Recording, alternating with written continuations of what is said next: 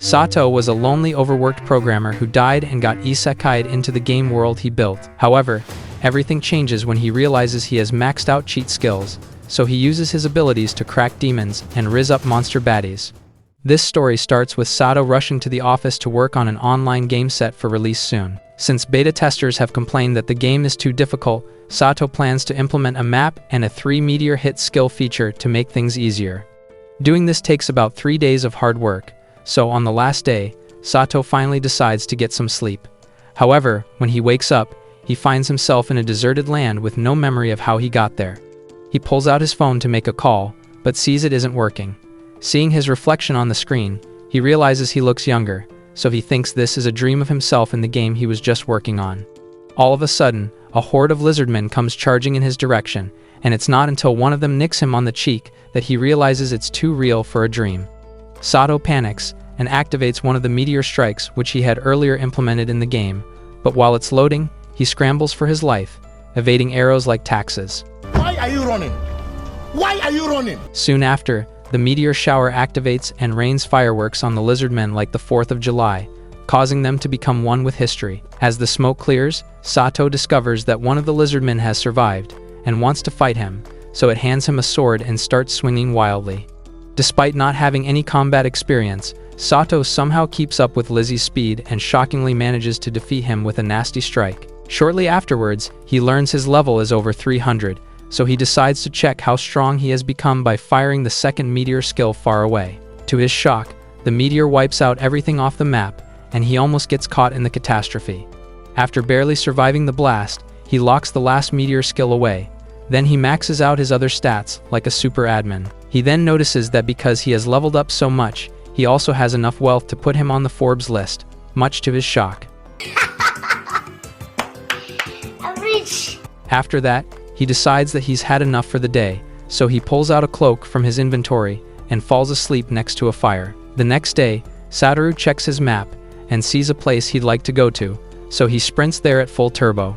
By the time he arrives there, he spots a flying wyvern on the map, so he leaps very high, hoping to see it with his eyes, but the wyvern knocks him down. Despite landing hard, Sato realizes that he's received minimal damage thanks to his pain reduction skill.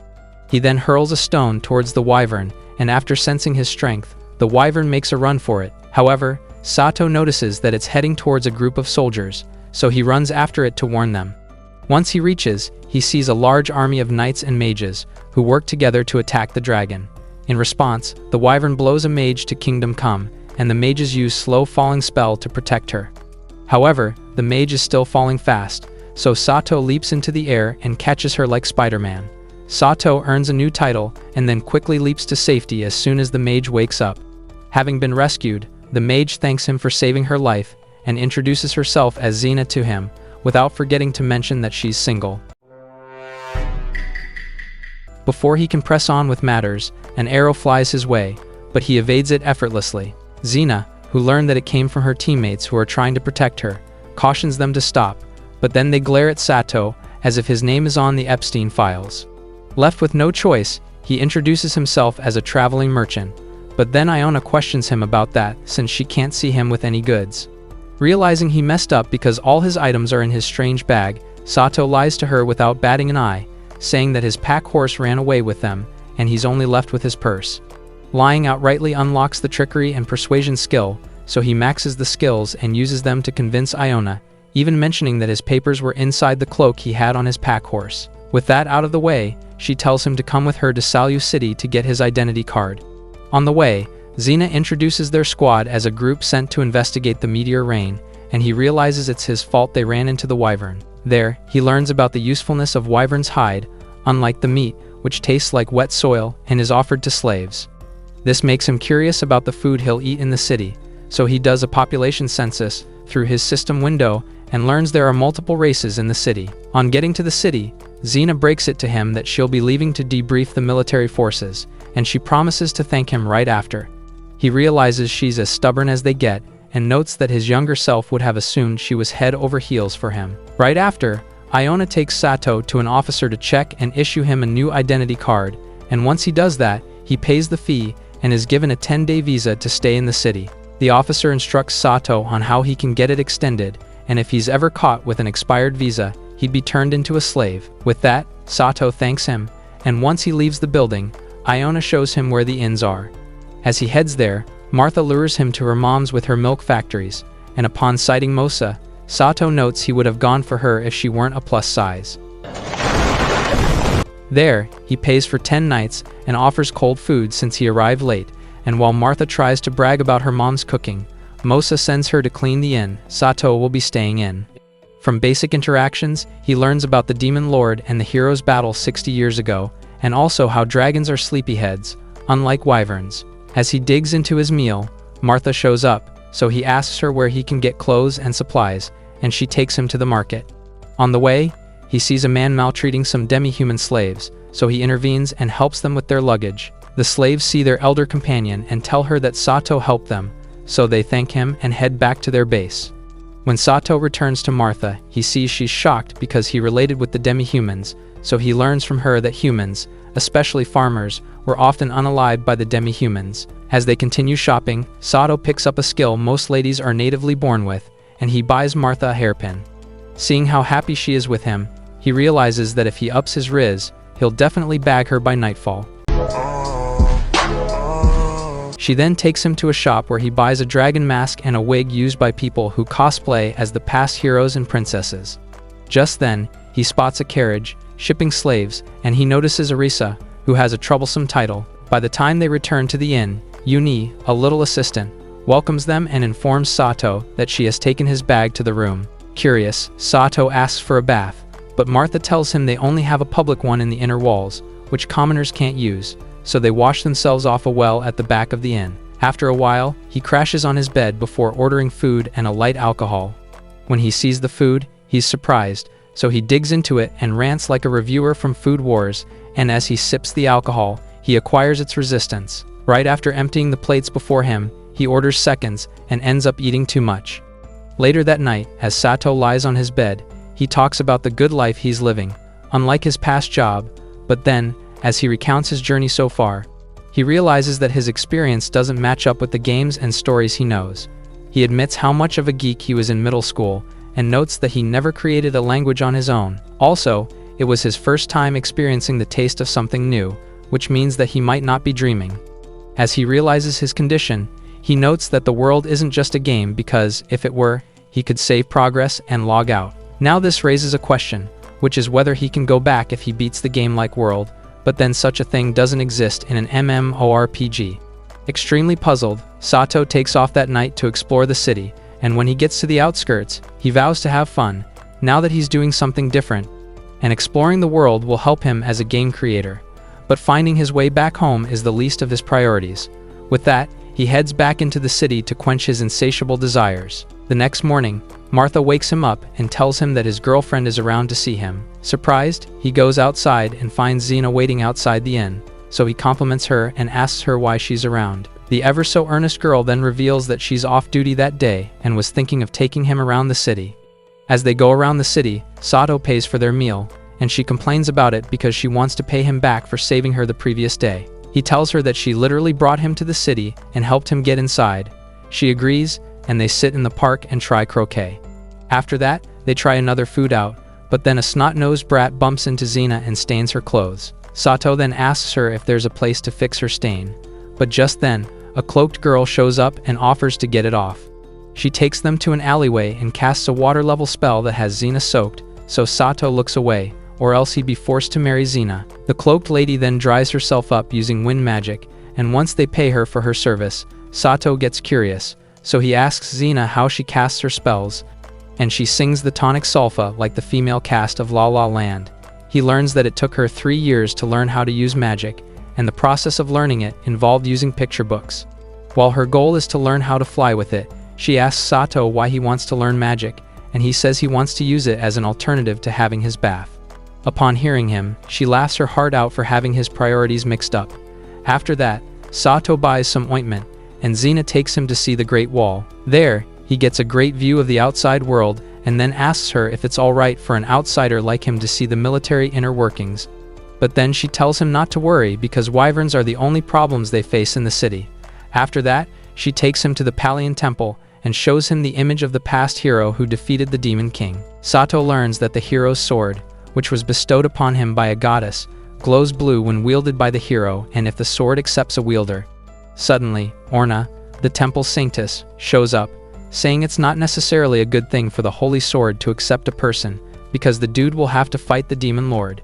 She greets Zena and introduces her to Sato, but as Orna calls him Zena's boyfriend, Zena starts wiggling about like a worm and tries to clarify the air, but Orna leaves her to attend to a group. As they leave the temple and book a ride, Sato learns that he has acquired lots of titles after defeating the reptiles in the dragon lair. They get to the edge of the city, and Zena shows him a magical device that snipes down flying beasts and dragons, but then explains how a dragon had broken into the city one time and destroyed the replica. Curious, Sato asks her if the hero took care of it, but she waffles on about how there wasn't any hero summoning at that time since the last set was the one that defeated the Demon Lord 66 years ago. On their way, they see a mob gathered around a group of bound demi-humans, and the leader, a conman who sells rocks to the masses, to stone the accused demi-humans for being demon relatives. Zena quickly gets in their way, and Sato uses telescopy to observe and scan the area. After realizing that the fat scumbag isn't the leader, he spots Urs and realizes he's the slave owner. Learning that the URS groups are simply instigators and money swindlers, Sato acts by stealthily taking out the men blending in the crowd. He then approaches Urs, knocks the daylight out of him, before dropping him off in front of the crowd and informing them that Urs is a fraud and the planner of the whole ordeal. Sato mixes some lies in between, and with his false accuser skill, he convinces the crowd that the demon worshipper was. To his surprise, Urs wakes up and starts tweaking like he's been possessed, and a demon emerges from him, cutting down the fat priest, who was his aide. Upon seeing the atrocity, everyone except Sato and Zena makes a run for it. Sato runs to the slaves to get them out, but they tell him that Urs had commanded them to stay put, or the chokehold will squeeze their necks tighter. As Sato snaps the chains bound to the pavement, the demon announces it'll make a feast for its master. In that moment, it casts a teleportation spell, and everyone in its range, including Zena and her military forces, is teleported into a labyrinth. There, Sato introduces himself to the slaves, and after seeing that they don't have names, he gives them each one. After that, he hands them towels and some ointment to clean their wounds, and then gives them snacks to replenish their strength. Right after, he scans the room, and after gaining the survey map skill, he scans the entire labyrinth, and discovers that there are other people in different layers, but unfortunately, the eyeball demon is nowhere to be found. The slaves, seeing how worried he is, offer to act as his pawns and beg him to take them along, so he calms them down and assures them that he'll take them along. Seeing that Liza is the only one with combat abilities, Sato hands her a short sword and then instructs them to only attack when he gives the command. As they leave the room, he instructs Pochi and Tama to inform him immediately if they detect something suspicious, while Liza should protect their rear. Pochi quickly informs him that she can smell blood right ahead, so he thanks her before instructing them to wait behind. When he takes a glance, he sees a monster devouring a person, so he wonders if they should wait in the previous room for help, but Liza surprises him by suggesting they take out the monster or slip past it while it's eating. He is impressed at their intuition despite their low levels, so he makes up his mind and shoots at the ant monster with his Glock, unlocking the aim, snipping, and shooting skill. Like a gunslinger, he fires consecutive shots that pierce the monster's hide and clip it cleanly. Impressed, Liza asks him the name of his strange weapon, and he calls it a magical weapon which she mustn't inform anyone about. Shortly afterwards, he cuts the monster's limb and attaches a knife, before maxing out the weapon's ability and handing it to Liza, who takes out the monster's core and claims it's valuable. As Liza hands Pochi the short sword, Sato shoots off their chains to grant them better mobility, and together they continue the dungeon exploration. On their way, he checks their status and sees that their experience points aren't going up, unlike his, so he instructs Tama to collect precious rocks, the size of cores. Based on his instructions, they easily take down a giant slug, then he tells Pochi to follow him into a passage. She hands Tama the rocks, and they go in to fight the monsters. Pochi immediately loses her cool after seeing how many of their foes are there, and she starts crying for a savior like a princess in distress. Thankfully, Sato takes down the monsters on time and quickly catches up to her, then he corrects her by telling her it's okay to run if endangered, but she shouldn't panic, else she'd lose aura points. He pats her head and unlocks the tamer skill, which can be quite useful in the bedroom. They continue for a while, clipping the monsters on their path, and Sato notices their levels have gone up. After harvesting a lot of cores, they run out of energy, so Sato tells them to take a break and offers them beef jerky. After trying out his meat, he instructs them to sleep for 3 hours, and after that, they resume their exploration. While at it, Sato racks up a lot of skills, and he even lets the girls handle some monsters on their own, and he also permits Liza to fry some frog meat, and they have it for dinner. They continue their cycle and one time come across a slime, so Sato tries using fire magic on it, but after realizing that there's no effect, Liza shows him how it's done by stabbing its core, and this causes the slime to melt.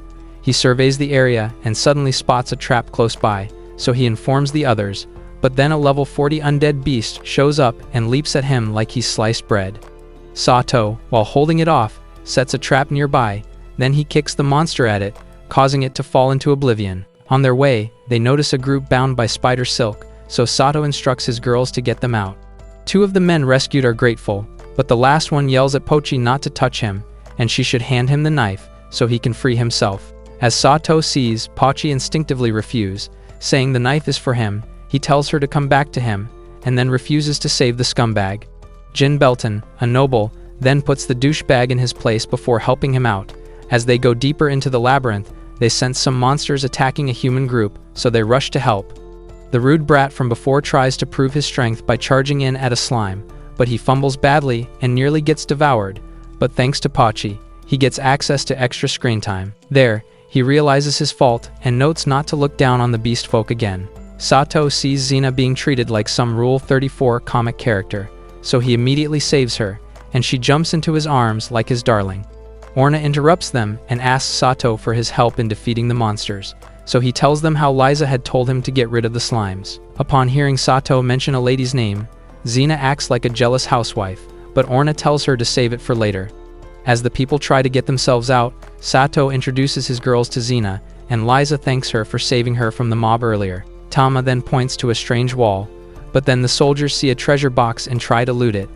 To their surprise, the eyeball demon shows up, and the humans depend on Jin Belton to cast a heavy flame to burn the demon into cinders. Unfortunately, the demon puts them in a trance, and they start attacking each other, but thankfully, Sato, who resists the skill quickly, intervenes by knocking out his girls before they fatally injure lots of people. Belton then unleashes his fire magic, but the eyeball demon bathes in the flames like tanning on the beach. That's when Sato learns it's using a protection spell, so he wonders if he should stand out fighting it. He is suddenly attacked by a beast and falls through the camouflaged wall, and once he is away from the others, he takes out the holy sword and cuts the beast like a hot knife through butter. He puts on a mask and goes back to help them, disguising like a stranger who then instructs them to leave the demon to him. To their surprise, he throws a rock at the demon, and it knocks it out, which seems strange since they've all been bombarding the monster with their attacks, but to no avail. As the eyeball demon falls to the ground, it uses the last bits of magic to summon the demon lord, and the huge monstrosity consumes him as a reward. It immediately uses its wings to send them flying, but Sato, who has acquired the wind resistance skill, catches Zena and Orna, then he draws the holy blade against the Demon King.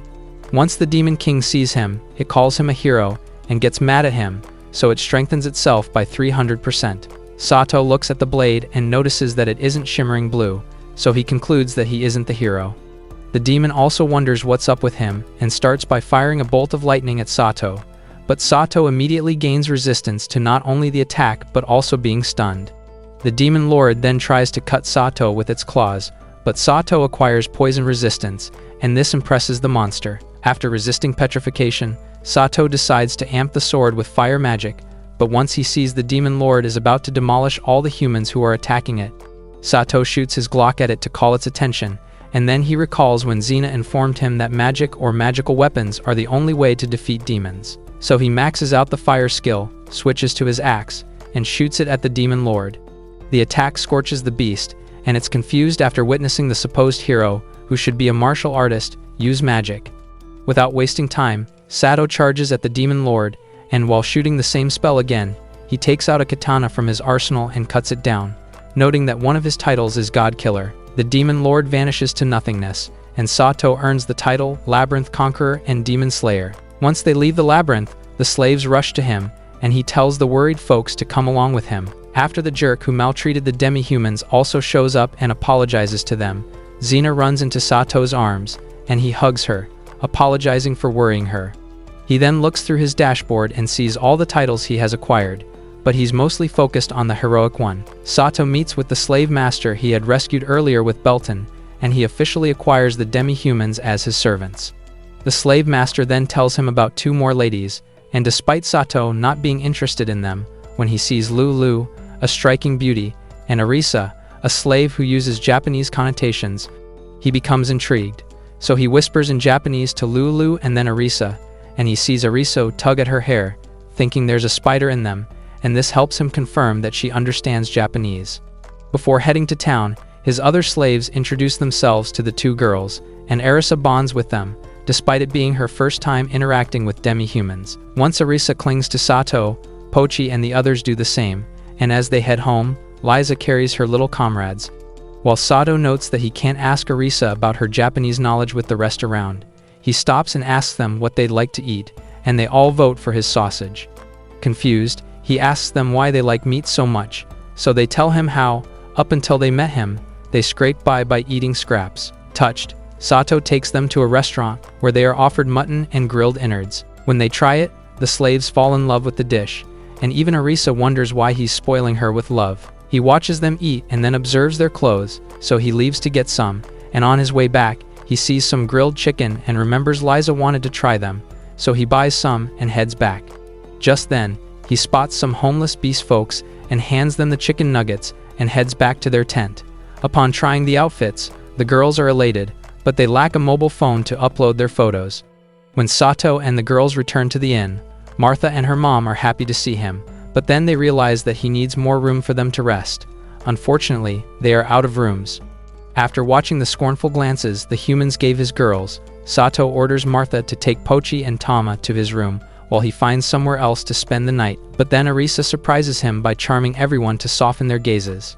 Doing so makes Mona realize that they have a usable shed, so Sato goes there and makes a fluffy bed for the demi-humans in the shed, and before he leaves, he advises them not to unalive any troublesome person that comes their way. Also, if they are overwhelmed, he's only 1 call away. When Sato gets back to his room, Lulu offers to take off his coat, but he tells her he's got it. Just by interacting with them, he concludes she's scared of men. When he turns around, he sees they've gotten rid of their plot armor, but thankfully, his poker face skill stops him from getting a nosebleed. It takes him a few seconds to process what they are doing, but then he dismisses them, and they are stunned that he isn't like the men on the Epstein files. Lulu starts crying, because it's the first kindness she's ever gotten, so Sato consoles her by offering her a blanket and telling her she won't ever have to go through such hardships again. With that, he turns off the light and sleeps on the other bed, but just then, he gains psychic magic and the skill's resistance, also night vision. So when he opens his eyes, he sees Arisa sitting in front of him, acting like a succubus. She kisses him, and his mind nearly goes blank as he watches his hands try to embrace her, but then he comes to his senses and forbids her from using such magic any longer. He recounts how she used it on the guests to reduce their disdain for demi-humans, but then he wonders why she used it on him. Left with no choice, she confesses her feelings for him, and how she fell for his riz at first sight, but seeing that he wants to gatekeep his lightsaber, she chose to get it by force by using magic. There, she confesses that she's Japanese like him, and got reincarnated into the current world like him. She guesses he got summoned as a hero and calls him the second Japanese person she's met in this world. Confused, he asks her what she meant, so she elaborates by explaining that Lulu's great-grandfather was Japanese. As for the rules behind reincarnation and transmigration, Arisa tells him that old crones, who keel over on Earth, are at times reborn to start their lives over as a baby. But people who are transmigrated are summoned via magic to this current world, and they retain their looks. Sato recalls his situation and notes he's an anomaly to the rules. Arisa gets curious, so she asks him if he was in a summoner's circle when he appeared in this world, but he shakes his head. She also questions if he started strong or was overpowered, but he tells her he started with little to no skill, and this makes her realize he's different. Curious, he asks her how she became a slave, so she tells him her tale almost all night.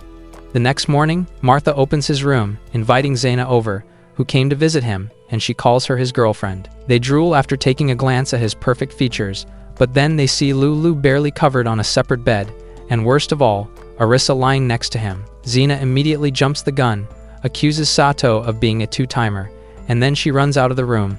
Even Martha shyly apologizes for interrupting, and for the first time in Sato's lifetime, he experiences girls' trouble. Quickly, he jumps into his robe and leaps downstairs from the window to stop Zena. Then he dances with her while explaining that she's got the wrong idea. He tries to get himself out of the mess, but then Zena recalls her friend telling her men are scumbags, hence causing him to try harder. He starts complimenting her, and Zena falls for his words, so he takes her to try on clothing, and she readily agrees. When they get back, Arisa shows up and is glad they've cleared the misunderstanding, but Sato glances at her before ordering her to call the others. As she scurries off, he recalls what they talked about the previous night. He had learned she was a princess who had tried using her past life's knowledge to her advantage, but things that initially went smoothly started failing, and before long, her neighboring country took over. She could tell someone was behind it, but couldn't identify the person. What she did back then was escape and join a group of slaves to escape execution. Presently, the other slaves show up, but Lulu holds up in the end like a neat due to her bad health. Sato then hands Arisa a purse of coins and tells her to get clothes for the others, while Liza should protect them from bad guys. Before leaving, Sato permits Arisa to use her skill for others' sake. Now he watches his slaves go to the market to have fun, and he watches over them like a doting father. Left alone, Zena asks Sato what he wants to do. Then he tells her he wants to get to an inn where they allow demi-humans, so she suggests tagging along, and he accepts. Shortly afterwards, they go to an odd jobs office and meet Nadi, the lady in charge, and Sato tells her he wants to find some property he can rent. She shows him some paperwork and advises him to go to places in the western part of the town because it's cheaper, although there's a bit of crime. He tells her his budget, and then she shows him a few options. The first was a place where the former owner was assassinated, the second is a red light district, and the third is built on the hideout for the crime guild. Sato rejects all three and offers to drop by in the evening if Nadi has other options. For the time being, he asks Zena where she'd like to go, and to her surprise, Nadi speaks for her, suggesting they head to a flea market that recently opened in the plaza up ahead. She plays the perfect wingman role and whispers to Zena not to lose her chance to get his glizzy. As they check out the town, they run into the girls and find Arisa, who dyed her hair to look like Sydney Sweeney. Sato then takes them to a shop owner and buys cards to teach the girls how to read. Arisa, the spoil sport, asks Sato if he'll attend the upcoming play, and when he tells her we would, he hands her some funds to purchase tickets for them. He then apologizes to Zena for ruining her date and takes her to a jewelry shop where she adores a pair of earrings. Arisa butts in as usual and asks for a pair, so Sato tells her to also get one for Lulu. He then observes Zena and wishes she could say what she wants like Arisa, and right after the girls take her to their seats, Sato purchases the pair of earrings Zena likes.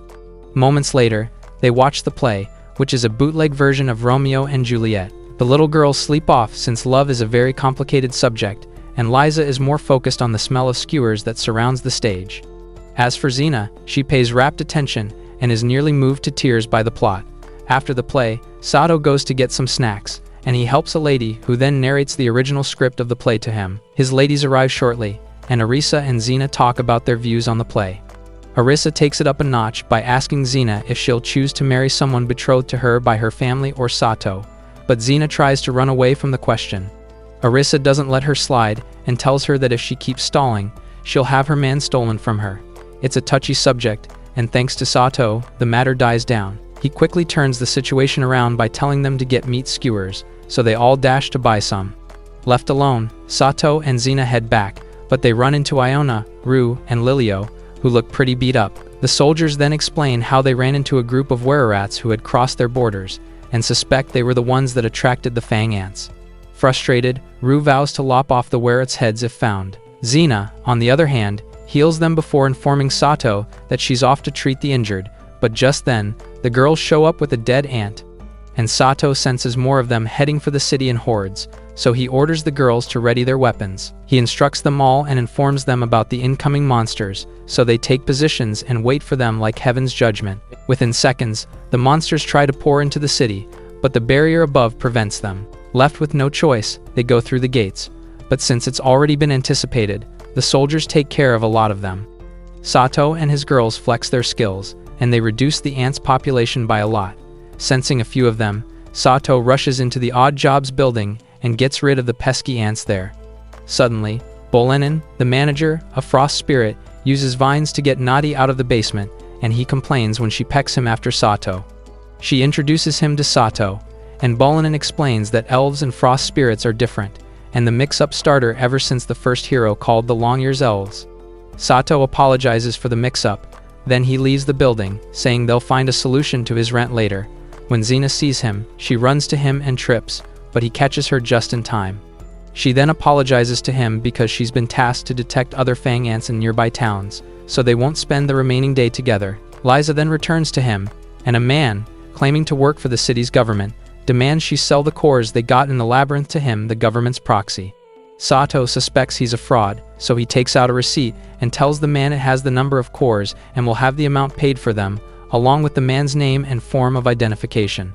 The man complains at first, but Sato calls it normal procedure, so he writes an amount and number of cores on the receipt, but Sato does the math, and it doesn't add up, so he speaks up and asks for the fraud seal. Coerced, the man gets shaken to his boots.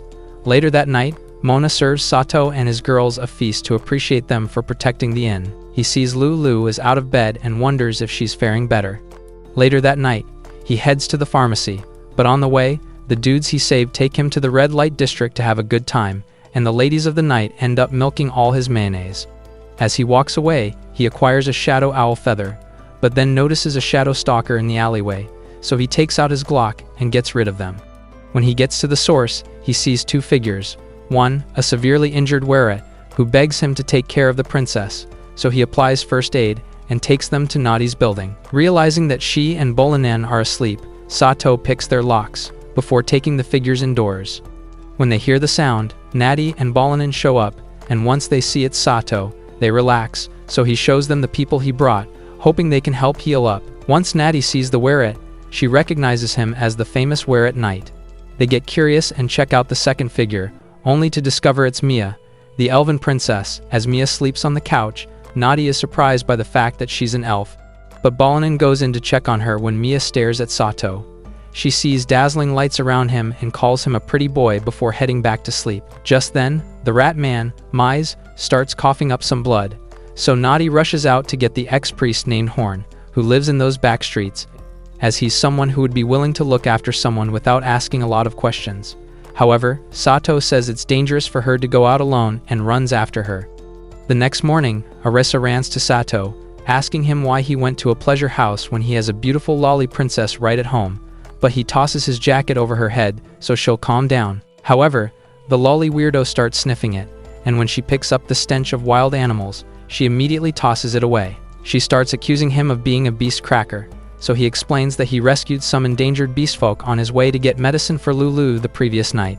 When she asks if it's a girl, he says it's an old man, but this only makes her fantasies worse as she starts blabbing about the cultured scenes he could recreate with demi-human grannies. When Lulu wakes up, he asks her how she's doing, and she confirms that she's doing better than the previous day.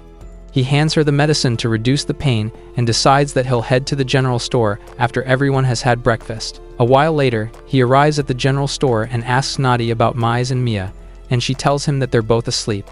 She also informed him that Mia is only worn out and not injured, and according to the manager, she's exhibiting symptoms similar to prolonged MP deprivation. In that condition, the manager's practical magic, mana transfer and forest magic, stamina charge would have made her feel better, but for some reason, it had no effect. While scanning through Mia's stats, he notices that she's over 100 years old but still a little brat in elven years, and he also observes that she isn't cursed or sick since her MP is gradually recovering. Since they're too broke to afford a mana potion that would have helped her condition, Nadi suggests taking her to a place rich in mana, such as a ley line intersection or a source. However, she admits that it's nearly impossible to do so since the only places that match that description are Kirk's Castle and the Valley of Dragons. Just then, Sato's keen hearing skill activates, and he tells her that he heard some noise upstairs, which means that they're awake. On getting to the Odd Jobs building, Nadi introduces herself as a worker and Bolanin as her manager. She then informs May that the person who saved her was Sato, and he invites him to greet her. After the brief introduction, May asks him if he can see spirits, but he tells her he isn't Ichigo Kurosaki. Nadi then explains that only those with the spirit sight skill can. Then, upon learning that Mia is hungry, Nadi tells Sato to stay with her while she goes to make some porridge. After she leaves, Sato asks Mia what spirits are, but she responds with incoherent nonsense, making him realize that his communication skills aren't good enough to get through to her.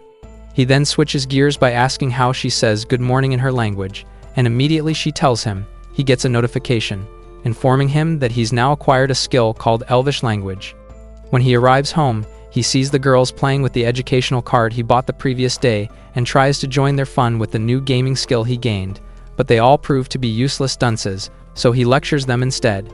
During their lesson, a lady named Martha arrives and asks Uni to join her in doing some chores, but Uni says she's already finished the chores thanks to the help she received from Tama and Pochi.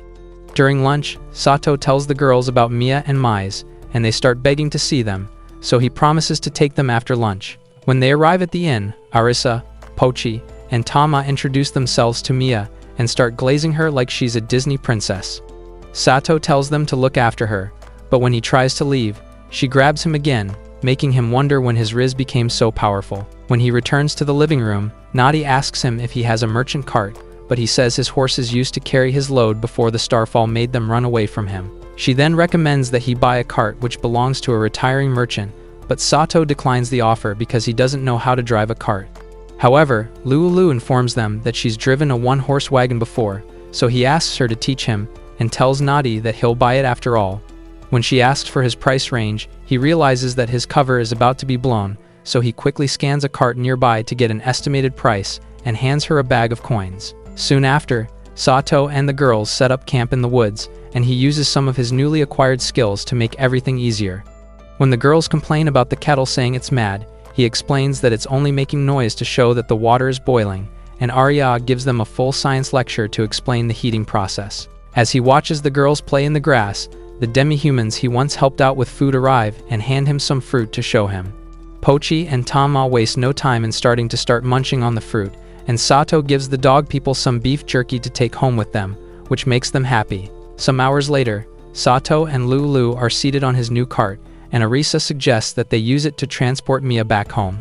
When he asks where Mia stays, Nadi says the elf village is to the southeast of the Shiga kingdom, so Sato decides to talk about it with the manager. After Lulu's cart riding lessons, he meets the rest of the girls, who inform him that Mia is now doing fine thanks to some magic potions she took. When he enters Mize's room, Bolinin tells him about how Mia and Mize were attacked. When he hears the girls scream, he rushes down to check on them and sees that a dark wizard has appeared.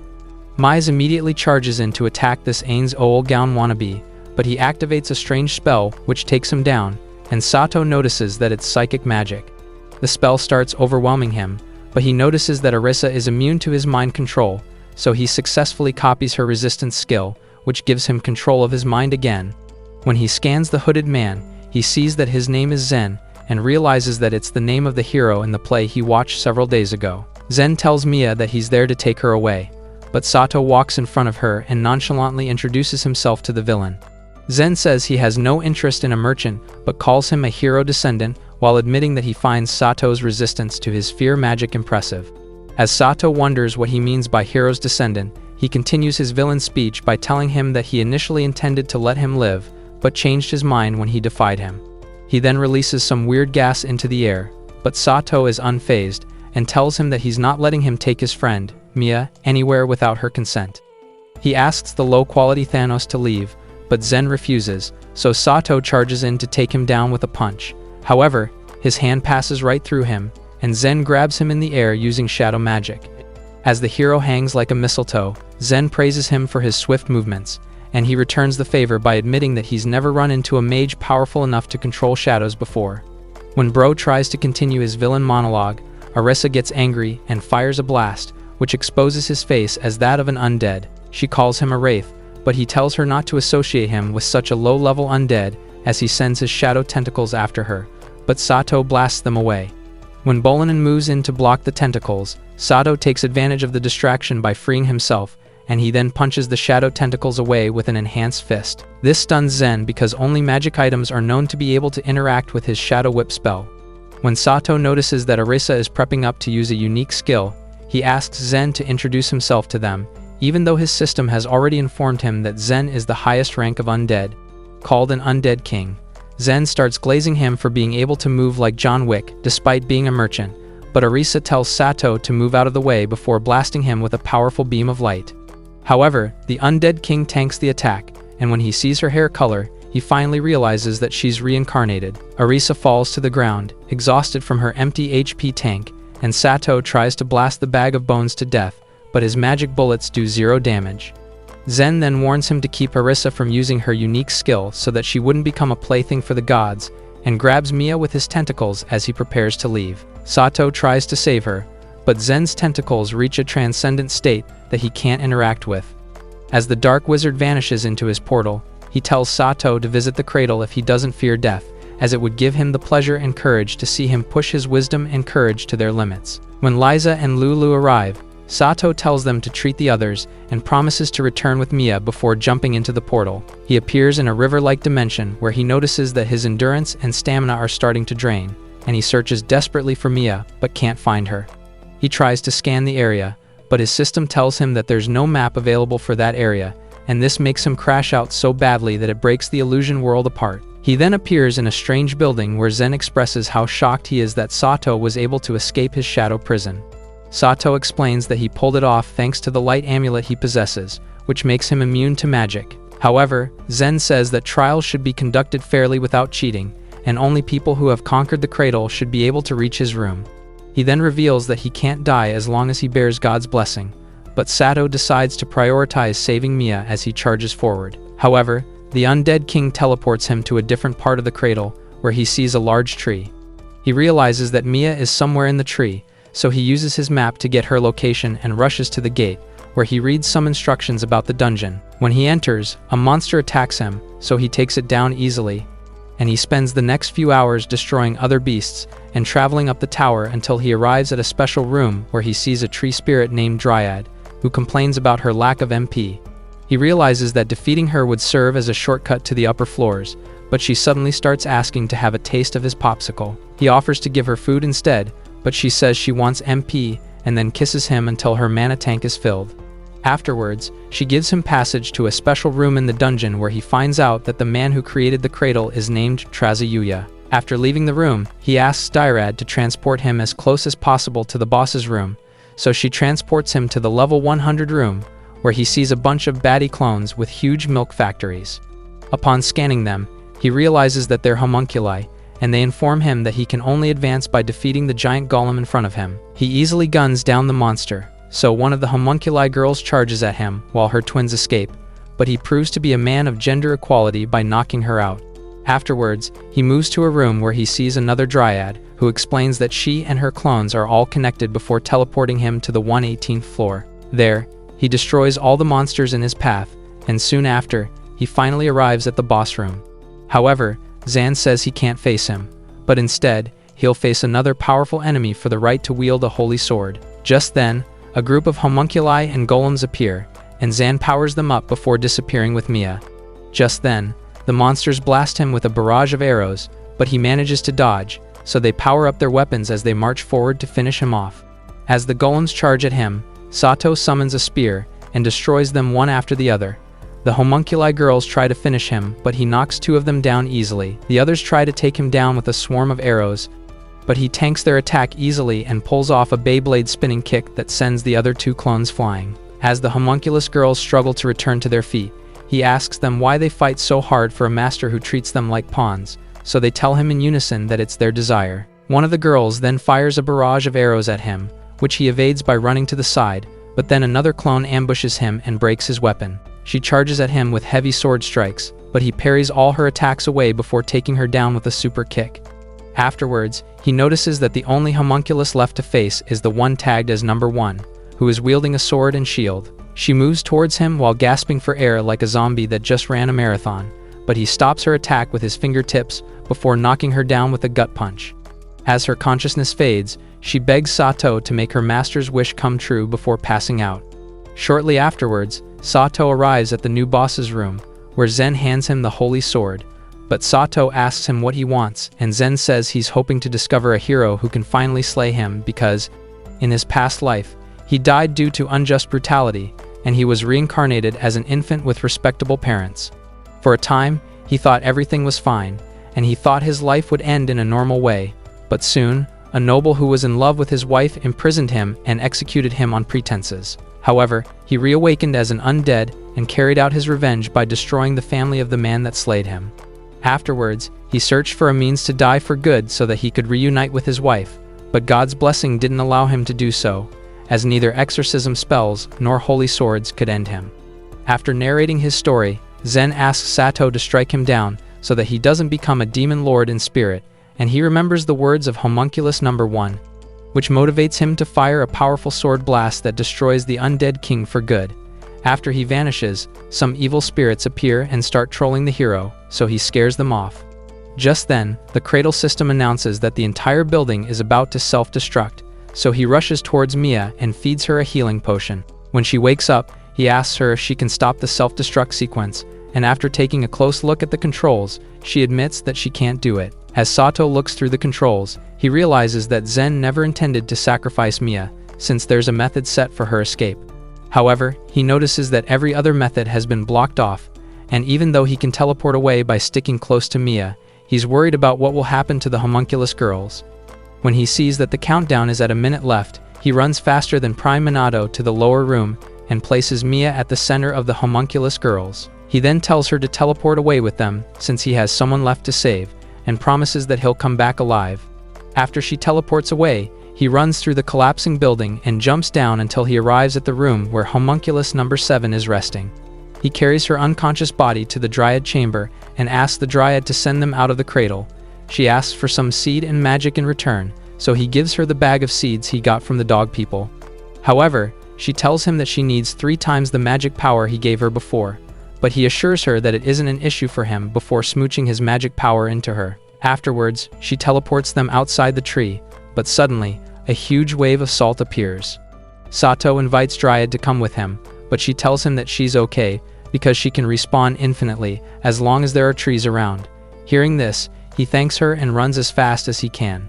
As he brainstorms about a way out of this pickle, he sees a lake ahead and remembers the girls complaining about the boiling kettle at the campsite, which gives him an idea. As he runs into the river, he desperately blasts the river with a barrage of flame spells, which allow him to escape the salt tide and gain a title called Survivor. Soon after, he reunites with the girls, and as he stares at Arisa's crying face, he remembers the Undead King advising him to restrain Arisa from using her special reincarnation powers so that she won't end up like him. He pats her head to calm her down, but then Pochi and Tama start crying as well, so he thanks them for worrying about him.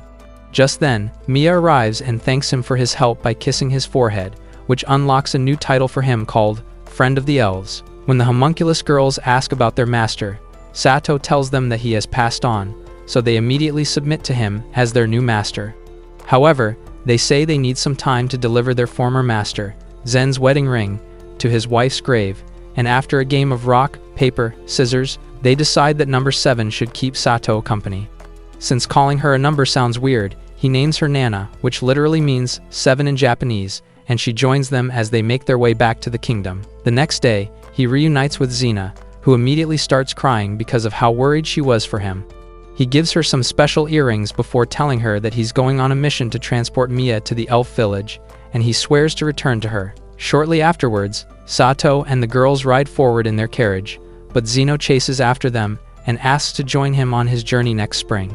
Some days later, Sato and his goons set up camp somewhere and have lunch together. Sato praises Liza, Lulu, and Nana for preparing such a great meal for them, but he notices Mia being a picky eater, so he asks her to stop. She explains, using Nezuko language, that elves don't eat meat, and the girls waste no time helping her eat it. When he sees Liza cooking up some more food, he tells her that they won't be able to eat anything else, but she explains that it's for them to nibble on while they're on their journey. Hearing this, Arisa decides to store it using her item box skill, and when Sato asks what it is, she explains that it's like an inventory storage in video games, but they have to use it sparingly since it takes mana to use.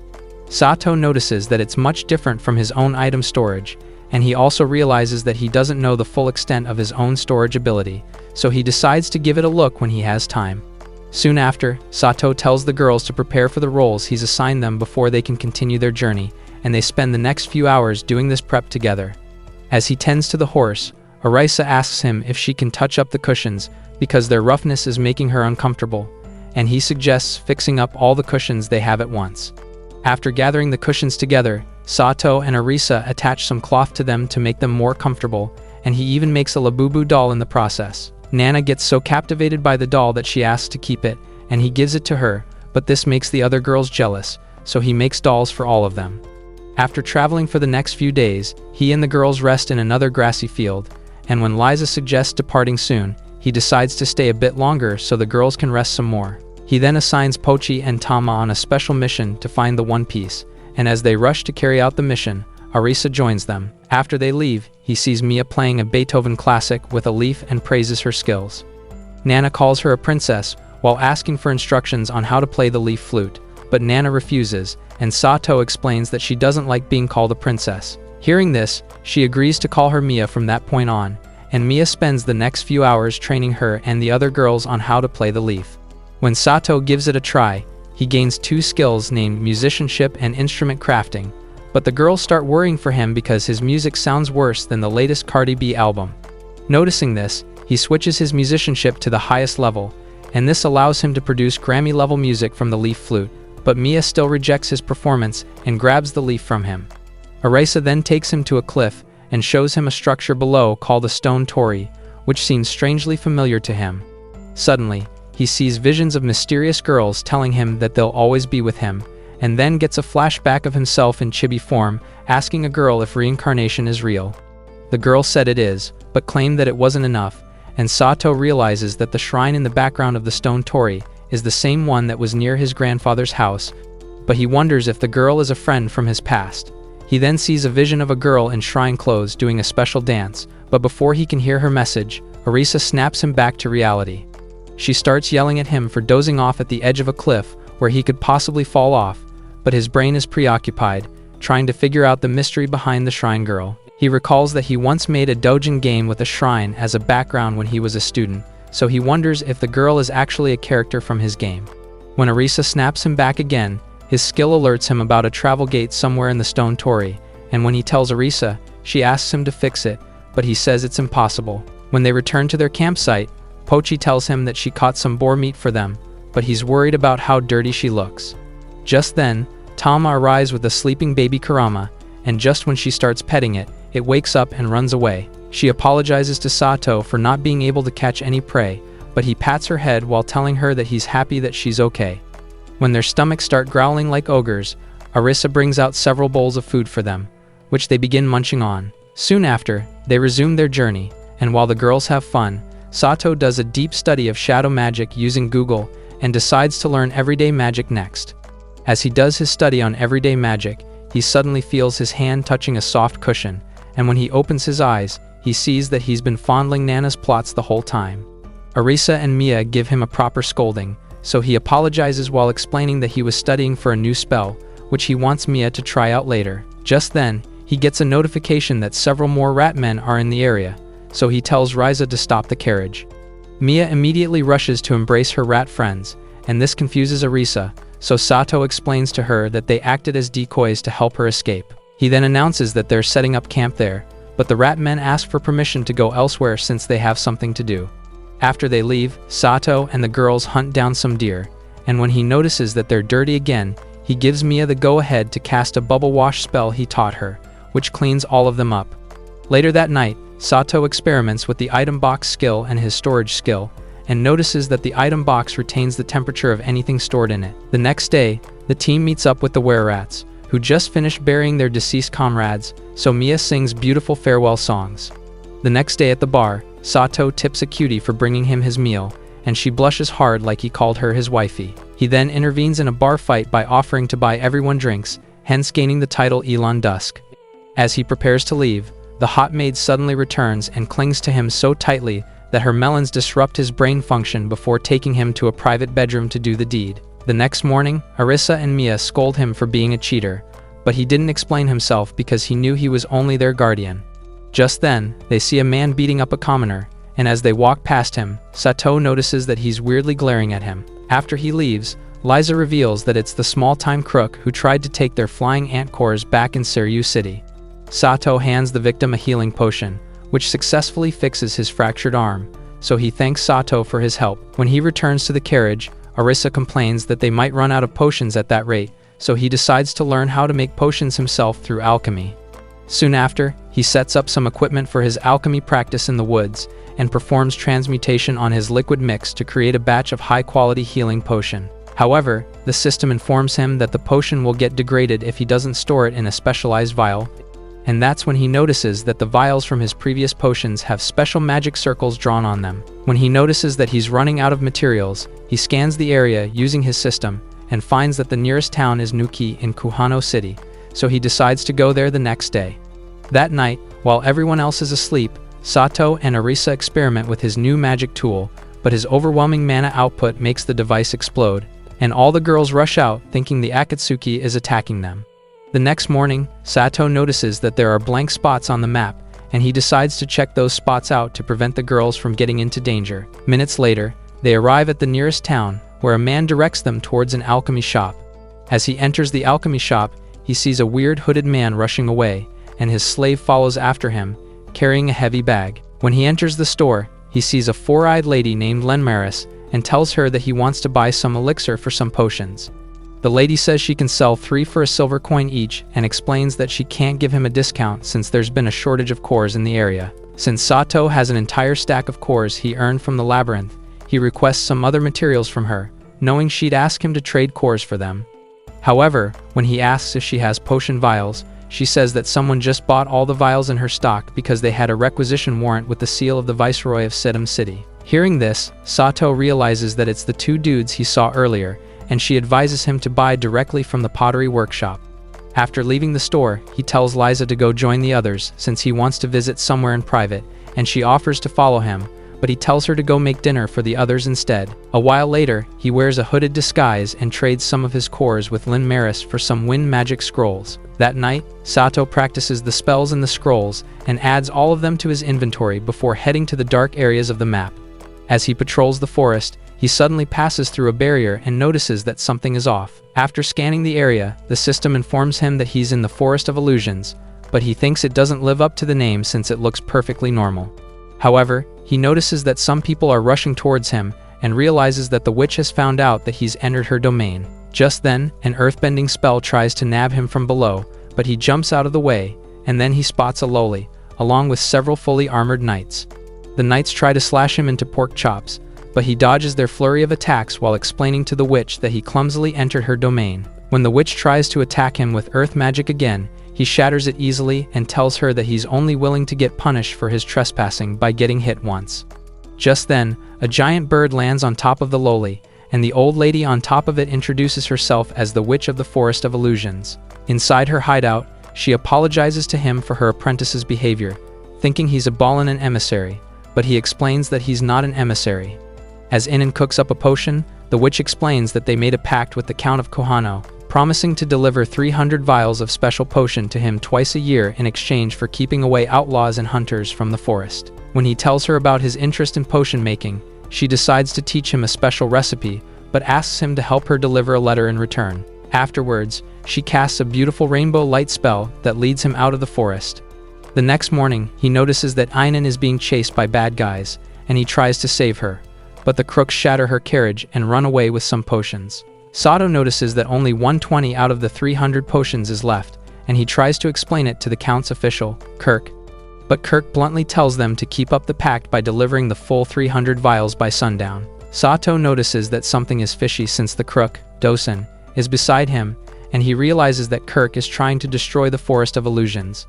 After pulling off some Saul Goodman negotiation tactics, Kirk agrees to let him deliver potions that are of the same quality as the witches. As they gather materials, Inan informs them that the potions are worthless without the vials, and that's when he realizes that Dosen plotted the whole thing. When they inform a local porter that they need 180 vials by sundown, the man says it's impossible, but then Sato makes it clear that he only needs him to lend him his place and some kiln. After thinking about it for some minutes, the potter finally agrees to help him out and invites them inside to begin this challenge. After he leaves, Sato tells Liza, Pochi, Tama, Lulu, and Nana to help him make the vials, and after they agree, he asks Mia and Arisa to help Inan. During the crafting process, the girls fail miserably at making the vials, but Sato proves to be the honored one once again by making a whole bunch of perfect vials in his first try. However, The potter says the real problem is the drying process, which usually takes up to 5 days to complete, and he also mentions that the thicker vials need up to a month of drying, else they'd burst in the kiln. Hearing this, Sato realizes that the problem can be fixed if he does something about the moisture of the clay, so he creates a special spell called Clay Dry, which Mia casts on a vial, causing it to dry immediately. The potter glazes her for being a mini Merlin, and tells the rest of them to make the rest of the vials, so they can finish up the rest of them. They spend the next few hours crafting vials, and drying them using the Clay Dry spell while Inan prepares the magic potion. Hours later, Inan thanks everyone for helping her finish up the magic potion, and the potter says the vials will be ready by sundown since they only need to cool down a bit. When they find out that Inan's hat is actually a bird, Nana asks to keep her as a pet, but Sato declines, and his system informs him that the bird is Inan's familiar. Just then, Dosal arrives with a bunch of thugs and asks if they are making vials without permission, but the potter explains that he's only teaching them pottery because the bowls are not for sale. Still, Dosan isn't having it, as he decides to destroy his kiln. Despite the complaints of the girls, he orders his thugs to destroy the kiln, and they proceed to do just that. As Arisa stares at the broken vials, Dosan walks away with his punks while reminding them that they still have to deliver 300 vials of potion by sundown. The potter apologizes to Sato, and Sato does the same for the damaged kilns. He then asks for some time alone with his girls, and as Inan cries, he asks if she can use her bird to communicate as a medium with the witch. Shortly after, Arisa realizes that the broken pieces on the floor look weird, and Sato reveals that he used his Eisen-level tactics to replace the original vials with decoys long before the attackers arrived, and assures her that the main vials are safe since they're in his pen personal item box. When she asks him to bring them out, he summons one of them inside the kiln, but it suddenly breaks due to the sudden change in temperature. As he brainstorms about ways to fix this situation, he remembers the temperature experiment he conducted with the item box and his storage unit, which gives him an idea. Some hours later, Sato and Arisa reunite with the others and tell them that the mission was a success. When they arrive at Kirk's office, he tells them to leave the city as he's already concluded that they can't make the delivery. However, Sato pulls a 180 on him by asking him to sign and stamp the delivery note, and his royal merchants confirm that they've received 300 vials of potion in good condition, which shocks Dosan. When the crook asks what trick they used, Sato explains that he achieved it through hard work, but Kirk refuses to sign their delivery note.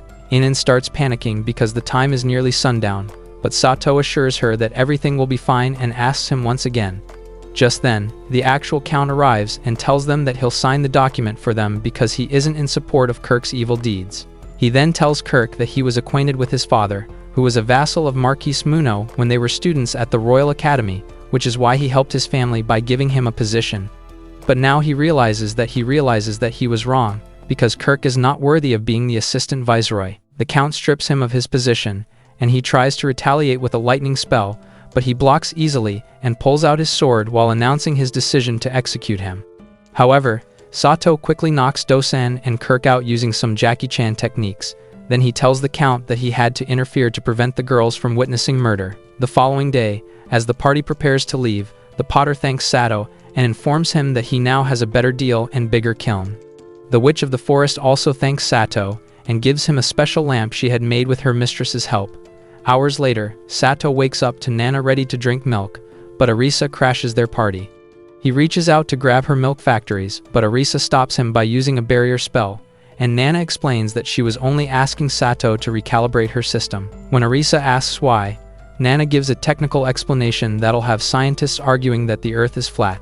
Sato then carries on by following Nana's instructions and copying a feel, but then Mia shows up and informs him that he can fix Nana through her back. On doing so, activates his magic, and Nana makes climaxing noises, only for Liza to show up with a lot of question marks popping from her head.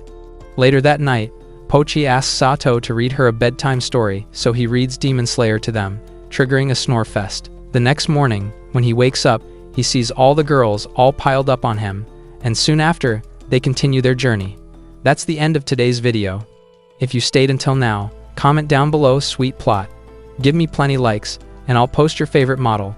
Subscribe to the channel if you want to see another recap like this. Peace.